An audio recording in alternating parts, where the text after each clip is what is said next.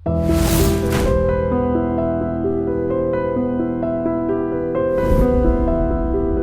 వాళ్ళ ఇంటి నీకు అర్థమైంది కదా, మనం వెంటనే పారిపోవాలి. పద. మరి వెంకీ? ఏంటి వెంకీ? మీరేదో సరదాగా అతనంటే ఇష్టం ఉన్నట్టు నాటకం ఆడారు. దాన్ని మీ మావయ్య కంటిన్యూ చేసి ఇక్కడ దాకా తీసుకొచ్చాడు. ఈ రోజు కాకపోయినా రేపైనా అతనికి నిజం తెలుస్తుంది. అప్పుడు నువ్వెవరో అతనెవరో.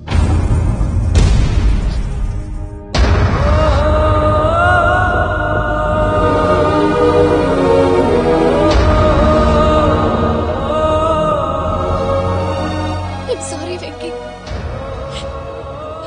Really sorry. నేను చాలా తప్పు చేశాను వెంకీ. నీలాంటి మంచి మనిషితో ఆడుకుని పెద్ద పాపం చేశాను. దానికి రోజు నరకం అనుభవిస్తున్నాను. I'm sorry Venky, I'm sorry. Pooja please, Pooja Pooja please. తప్పు మీదే అని ఎందుకు అనుకుంటున్నారు? ఇందులో నా తప్పు కూడా ఉంది. ఏ చిన్న ప్రోగ్రామ్ ఇవ్వాలన్నా ప్రేక్షకులు ఎలా రిసీవ్ చేసుకుంటారని 1-10 సార్లు చెక్ చేసుకునేవాడిని. అలాంటిది జీవితానికి సంబంధించిన ఈ విషయంలో ఆ పని చేయలేదు.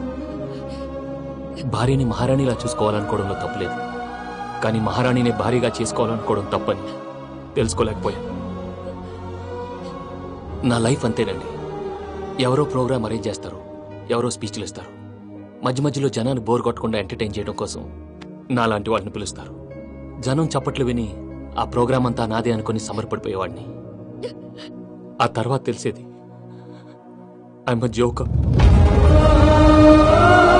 Just a joker.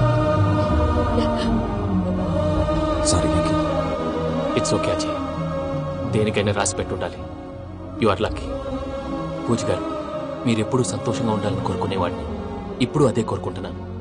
మీ ఇద్దరిని ఇక్కడి నుంచి తప్పించే బాధ్యత నాది. అజయ్, నన్ను నమ్ము.